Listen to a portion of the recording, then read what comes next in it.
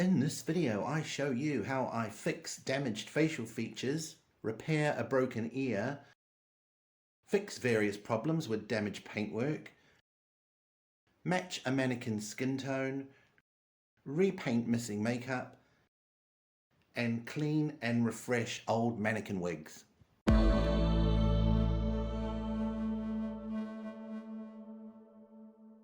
What I have here are coloured tags from the stationery shop, and what I'm going to do is I'm going to go through and I'm going to put them all over her body, and I'm going to classify how bad the damage is. Blue tags are for minor issues, green are for areas that will need a combination of products,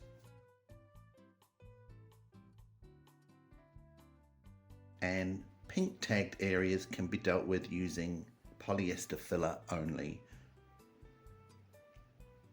And orange tags, well, that means fix this ear, and there's only one that needs fixing, so I just got an orange tag, I'm going to use it. Of course, give your mannequin a good clean before you start doing this.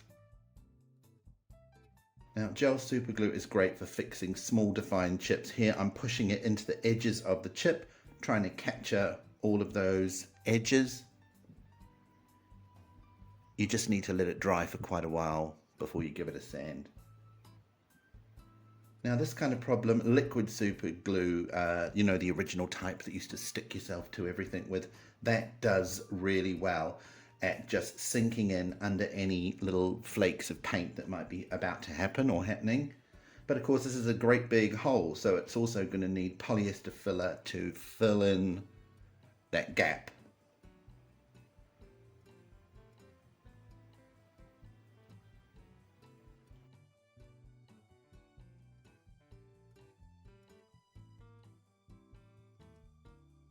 So I'm mixing up polyester filler, and it's 1 to 3% catalyst, that's that pink stuff.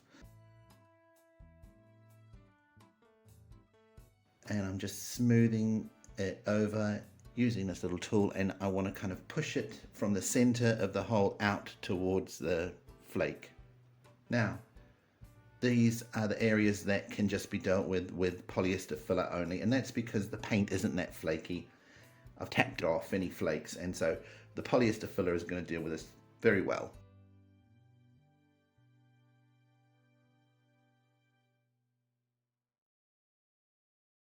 So here I've just filled in a fine crack that was running through there. I put the filler on there first. And I've got my little blue tool, and I am just kind of rubbing it in. There's some really fine little scratches on that orange area, and I'm just trying to make sure that that polyester filler is kind of really rubbed into those little fine scratches as much as possible.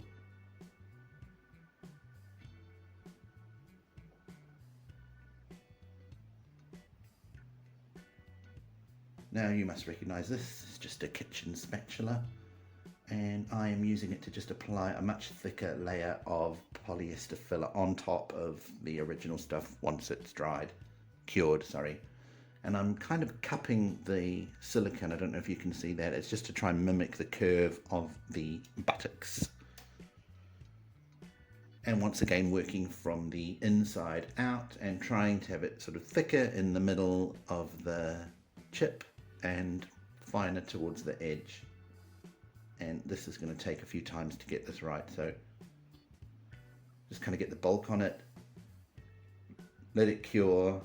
And now I'm adding a little bit more just in those areas where it's a bit thinner.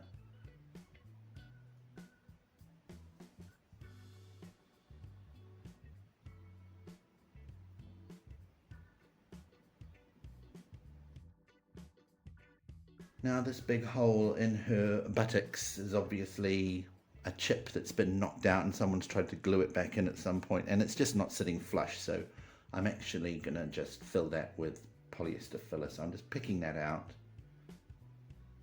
You can see some sort of glue or something there, and that's the fiberglass visible in the background. So I'm just sticking a blob of polyester filler into that hole with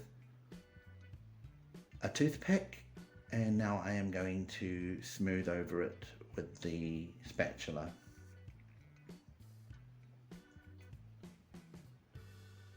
And I'm just trying to keep it away from the very crevice of her buttocks, because that's going to be quite difficult to sand if I get filler right in that area there. So I'm being conscious of trying to keep it away from her, for lack of a better word, butt crack. And my little blue tool again, and I'm scraping it away from the middle part of her bottom.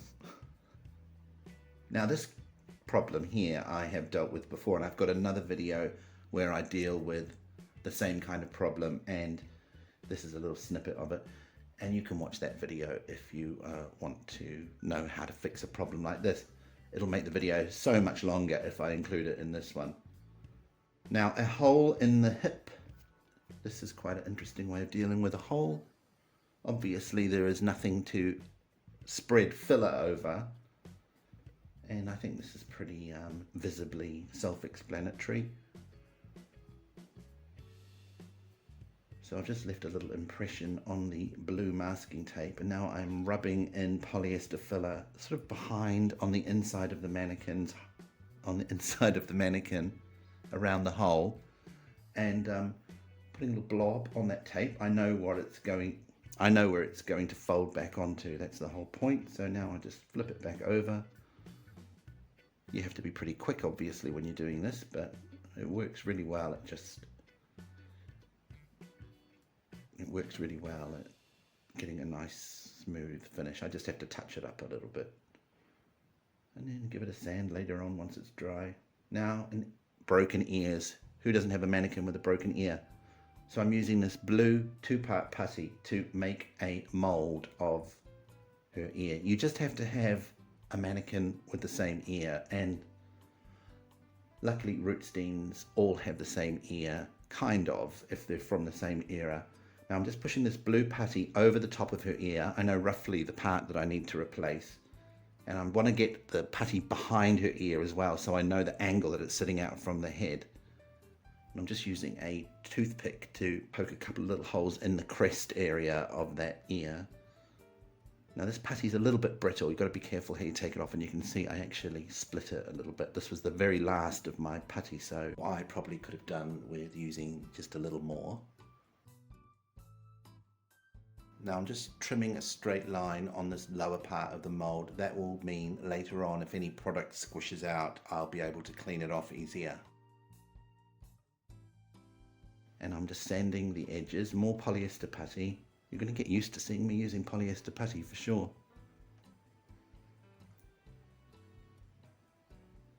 Now, I'm going to fill this mold. Sorry about the soap opera soft focus here. This is more brilliant filming on my part, but quite difficult to film this close up and get all the detail.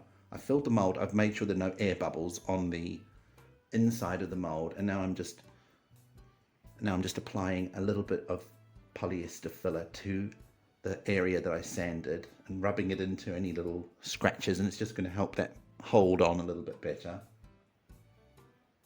Now the filled mold goes over the top, and you see what those little holes did. They're just like exit holes where the excess product kind of can squish out. And I'm using a cotton bud to quickly wipe off those areas where it's squished out onto the mannequin. Now I've kept the polyester resin on that cardboard, and it just means I can keep a check on how it's cured and at what stage it's at. And now I'm taking this mold off before the resin has completely cured, and that's because it's much easier to deal with. If it's not quite 100% right, you can break little pieces off and scratch them off before it's completely cured. Now I'm using a Dremel with an attachment that's sort of about the same contour as that little dip in her ear contour there.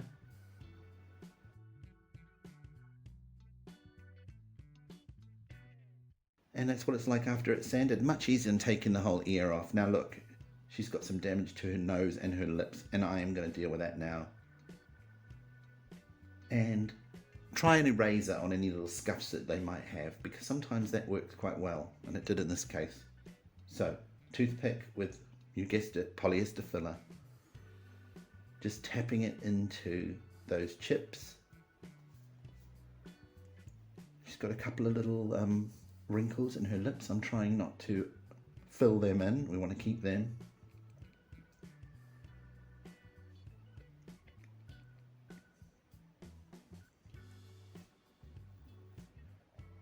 Now, I would be interested to know if you want to see these kind of things in real time or whether having them slightly sped up is better, because sometimes it's quite difficult to capture all of those little nuances of what I'm doing if I speed it up too fast. So in the comments, let me know if you prefer to see things in real time or whether you are okay with me speeding things up every now and then. There's quite a lot of subtle nuances with what I'm doing here, so I've left this in real time. I think you might appreciate that more than me just flying through it.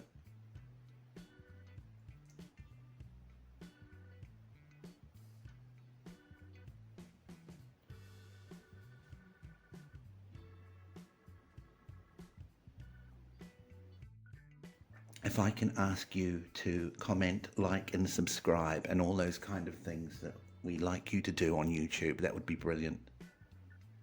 It's going to mean that the algorithm is going to find me a lot easier and recommend me to other viewers. So if you've learnt anything here or I've sparked any ideas about mannequin restoration that you might want to undertake, please support this channel as much as you can.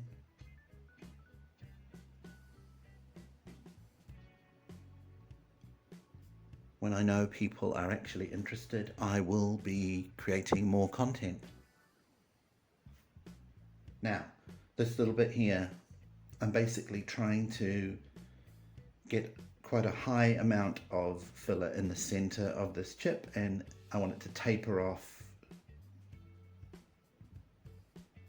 to the same contours as the nose. So I'm just sort of being quite careful to just get an initial blob, for lack of a better word, on it, and now I'm just scraping it down to meet the rest of the nose. And all you've got to worry about is how it meets the actual mannequin. The internal part you can sand off afterwards, so I'm more focused on just trying to get it to just disappear nicely into the mannequin rather than what shape it actually is.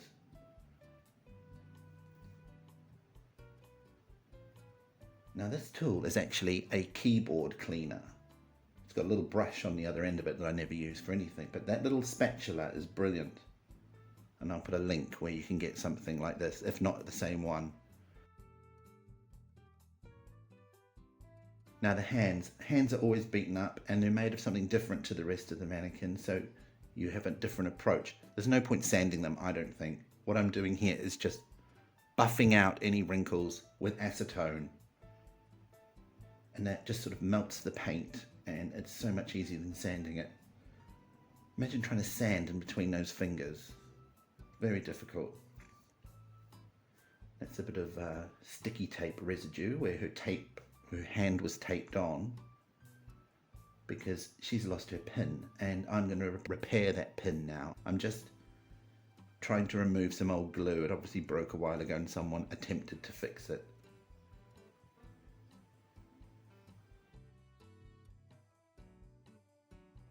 So with my Dremel, I'm just going to scuff up the inside of that little square where the pin fits.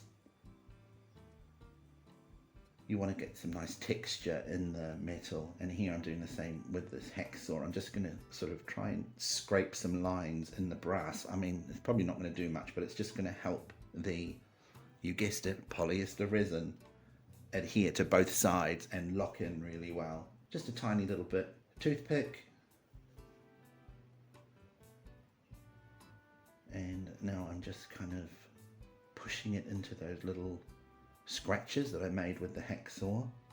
My little blue keyboard cleaner. Yeah, this thing's brilliant. I think if you're doing really fine little things, it's a really good tool. And just push that back in and let it cure, and you can just tidy it up with another coat if you need to. Now this is her wig. that is in a bit of a mess. It's made for Jolanda, that's her name. So we're going to just try and tidy it up a little bit. It's a very unusual base. I've never come across one before like this. It is some sort of resin or glue which is embedded in t-shirt material. Now I've got Yoo-hoo glue, and I'm just going to put a whole lot more glue around the edge there. You can see how it's kind of lifting away from the glue or resin or whatever it is. There, you can see that's sort of looking a bit like it's about to go. So I'm just going to reattach that fabric before I clean it. Do all that before you clean it, otherwise it might damage it during the cleaning process. Now I'm going to shampoo this wig, and you can only really do it on a resin based wig. You wouldn't want to do this on a wig that has a woven base. You need to really analyze what your wig's substructure is before you go launching in there and getting it really wet. This is fine. This one I did a little test on. So she's in the bathtub, she's on a head form, and I've just blasting her with cold water, well, lukewarm water. Make sure it's not hot because you might change the texture of the synthetic fiber if you go dousing it with really hot water. And I'm using fairy liquid, none of this fancy shampoo stuff.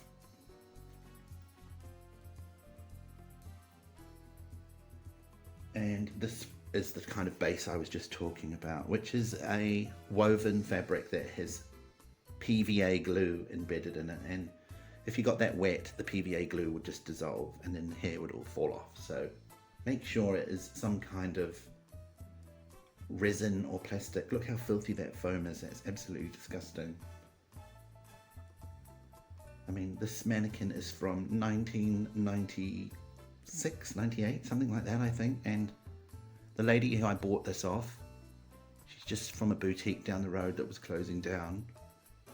She said she got it about that time, so this wig's probably not been shampooed since 1990, the late 90s. Now look how much better that wig looks just from shampooing it. It was full of dust, disgusting. Now I have sectioned off the fringe, gotten that bangs for Americans, gotten that out the way, and I'm just going to sort of brush it a little bit. You can see it's quite difficult. There's still a few knots in there, but the hair is a much shinier kind of look to it now. Now I've got my GHD irons. They get quite hot. I've let them heat up, and I've actually turned them off for about a minute beforehand, so they've cooled back down again. I do have some irons that have adjustable temperature, but I didn't have them with me when I did this, so I thought, you know what, just use your GHDs. So they're not even that hot really, but make sure that you do a test first. And all I'm really doing is holding them on and turning those ends under, and I only want to do it very subtly. We do not want to turn her into Crystal Carrington, for anybody who knows who she is. It probably means you're a certain age like me, but we're just trying to keep it nice and modern looking, not I don't know what the word is, turned under and sort of really done looking. We want it nice and sleek and fashionable. So the fringe has the most problems with it. It's got a weird ripple in it, and luckily that ripple is only on the surface of it. The hair underneath is quite smooth, so I only have to really deal with the top of the fringe. I'm just cutting these straggling hairs off, these stragglers, because they're not going to help me when I'm trying to turn this fringe under.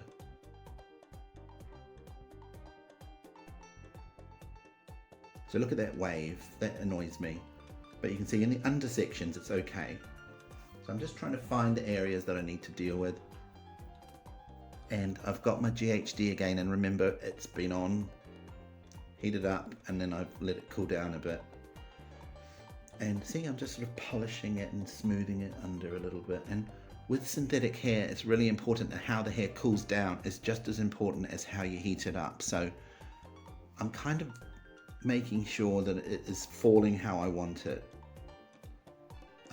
while the hair comes back down to room temperature. If you just let it go and it's doing something strange, it will lock in place like that. It is not like human hair.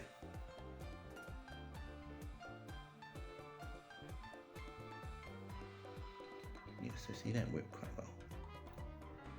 Now this little bit here, when I'm doing this piece here, I think this is showing great technique. Look at that, so heating it up, smoothing it out, stretching it around, and then that comb is kind of holding it how I want it to set. Look how much prettier that wig is. It's shiny and it looks good as new, whereas I didn't realize it was that blonde, actually. I thought it was this ashy kind of dark blonde, and it's come out this lovely caramelly golden color, and it was all just dust.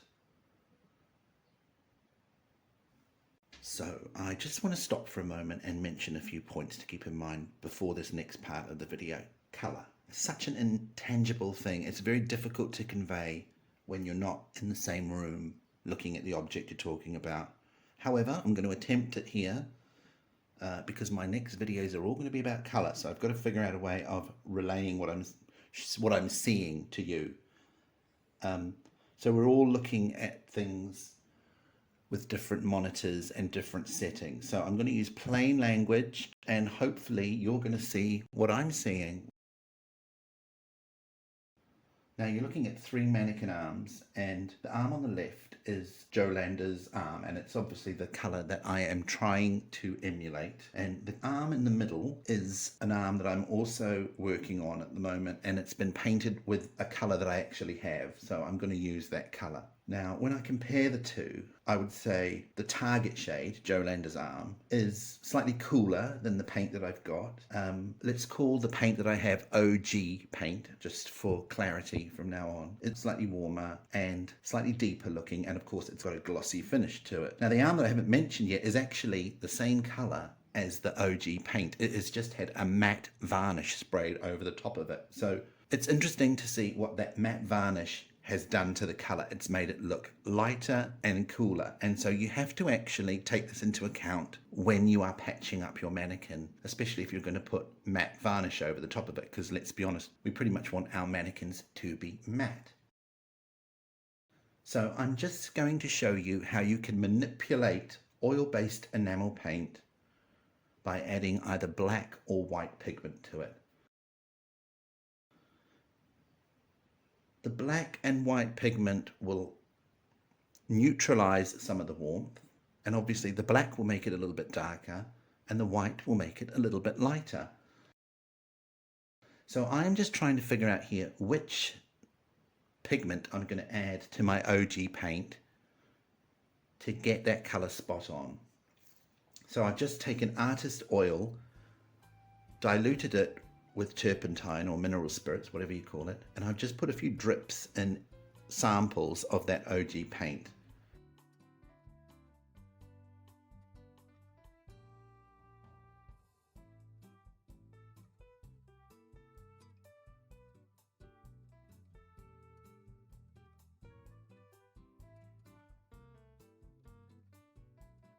And the middle one's the OG paint. The one on the left is with black added to it, and the one on the right, looking at it, right, has white added to it. And I've just put it on the surface of this mannequin's base plate. They've dried, and now I'm spraying the matte sealer that I was talking about over the top of it. And look at this. I think this is amazing. Look at that difference of what that matte sealer's done to that color. So thank you for bearing with me when I was explaining all that, but this is quite important. So I've matched the color, I've seen what it's like with the matte sealer over it, and now I'm going over all those little areas where we filled in and sanded. And I'm just sponging it on with a velour type roller. And I've got her leg turned out here. That's not actually her pose. It's kind of on the border of popping off. I've just pulled it out so I can get to the inside of her leg, and then I'm going to put it back.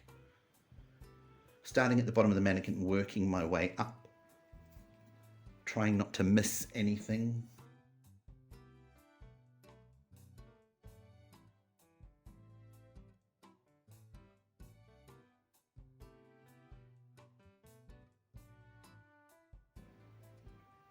And I'm just sponging it on, and I'm kind of trying to blend it out towards the edges so that it's lighter around the outside of the patch that I'm working on and heavier on the inside.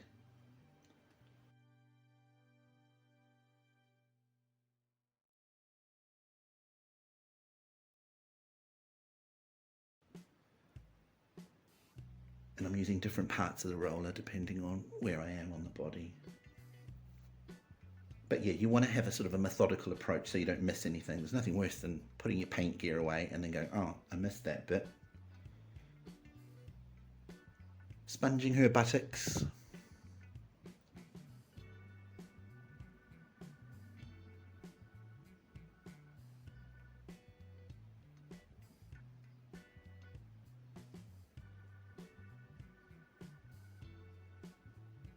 And apologies about the light fluctuating a little bit. This is the first video I actually filmed, and I'm going to get better at it.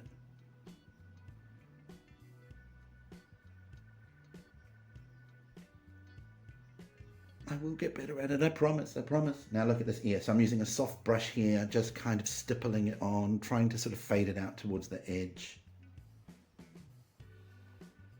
Same with her nose.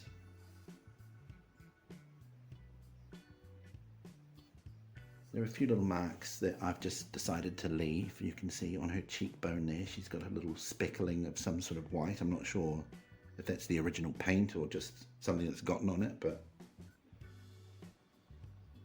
if I tried to retouch that terracotta-y apricot colour on her cheeks, it would just mean that it would carry on and I'd end up having to retouch her whole face. So I'm just trying to get a few more years out of her, so to speak. Now here's her hand. When I'm painting hands, I try and focus on between the fingers and all those tricky bits first so that I can get a good handle on her wrist. And I paint halfway and then put the hand into the wrist connection, not all the way down, leave a little gap, and then carry on painting the rest. And then you don't have to worry about how you're going to support that hand while the paint's drying. Now this stuff is amazing. Chalky chic, but any matte sealer on top of oil-based enamel will create a matte surface. And I have tried matte oil paint and I hate it. It just doesn't work. Now look at this. Look how much this ear changes here. Quite mind-blowing really. Look at that. Just a little squirt of matte sealer and the colour changes. And look, one hand has matte sealer on, one doesn't. And quite incredible what it does to colour. So you've just got to be prepared. Now let's touch up her eye makeup. This is Van Dyke Brown I'm using on her eyebrow, which is a cool toned deep brown.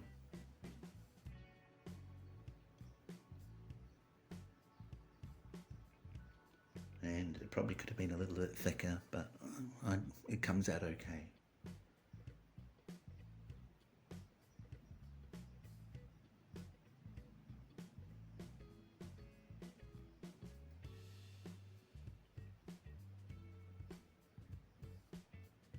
And I actually don't think I filmed it, but I do spray a little bit of matte sealer over this artist oil paint that I am using here afterwards as well. I know I just showed spraying it on before,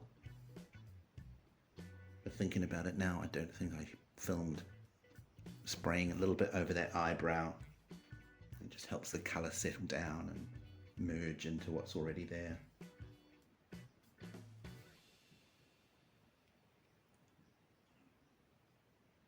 See, now this is what I'm talking about. Would you rather see this in real time or would you rather me speed it up a little bit? I'm not really sure. Write it down in the comments and let me know.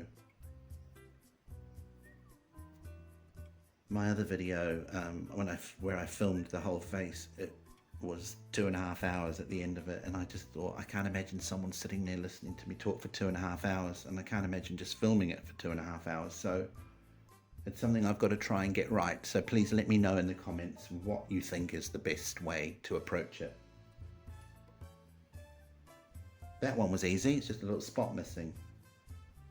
Now, I'm using a cheap eyeshadow brush from like the $2 shop or something. And this is actually burnt sienna with a little bit of white in it. and I'm using the tiniest little bit, just trying to get like a smudge of colour on rather than anything too heavy. So I go around the outer lip without too much paint on the brush, just a tiny little bit. And this is probably the same tone that is on her cheeks, so that's why I've chosen burnt sienna, because it's matches that apricot look that her cheeks have. See, I don't know if it's apricot to you. I don't know what your monitor settings are, so this is what I'm up against when I'm talking about colour and talking about paint.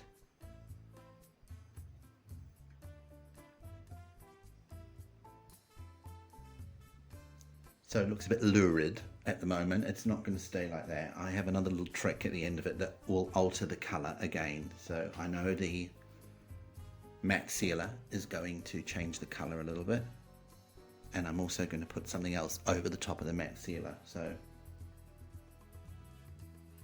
I'm just being conscious of these areas here of not being too heavy with the paint. So it's just a tiny little suggestion of the paint on those areas there of the outer bottom lip.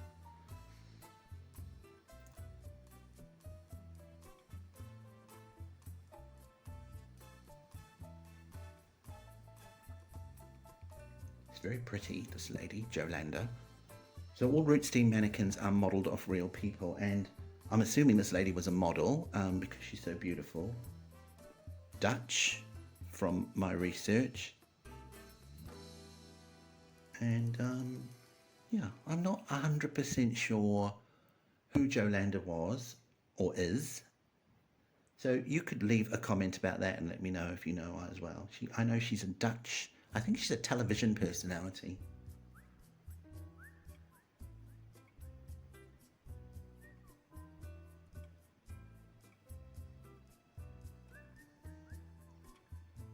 So I'll speed this up. You know, I mean, it's pretty obvious what I'm doing here. I'm just sort of buffing the colour out. And now I've got more of this burnt sienna colour, and I'm going right into the, what do you call that? The hole of her mouth, the centre of her lips, which are parted, and that should be a darker colour, obviously. So trying to get more colour on that area. And then I'm going to just sort of drag it out and use those little folds in her lips as reference points to take the colour to. Working out from the centre, sort of trying to keep less pigment on the apex of the lip, the high point of the lip sculpt. Yeah, see, that's quite scary, that colour. Well, it looks scary to me, but it all comes out well in the end, trust me. Orange lipstick?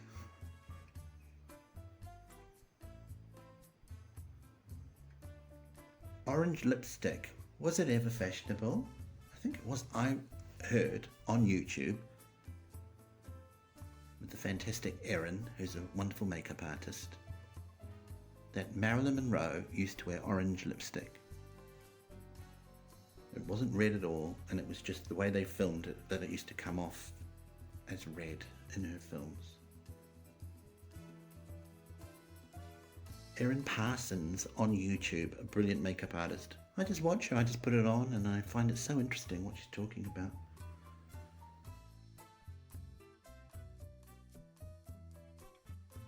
Now I've got a little bit left on the brush, and I'm just kind of going around the outer part of her nose. What do you call that? You know, like around the tip, to just sort of get a little bit of a blush, a wintry look on the end of her nose.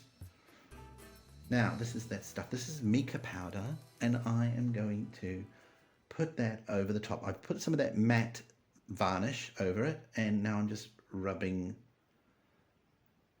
the mica powder over her lips and on top of her cheeks. And look how pretty that is. So this is it. Look, good as new.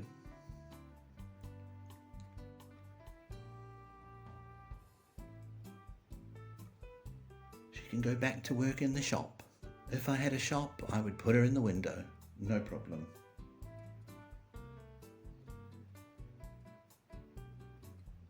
Thank you for watching this video. Thank you for your support. Please watch my other videos, and I have more coming, so subscribe.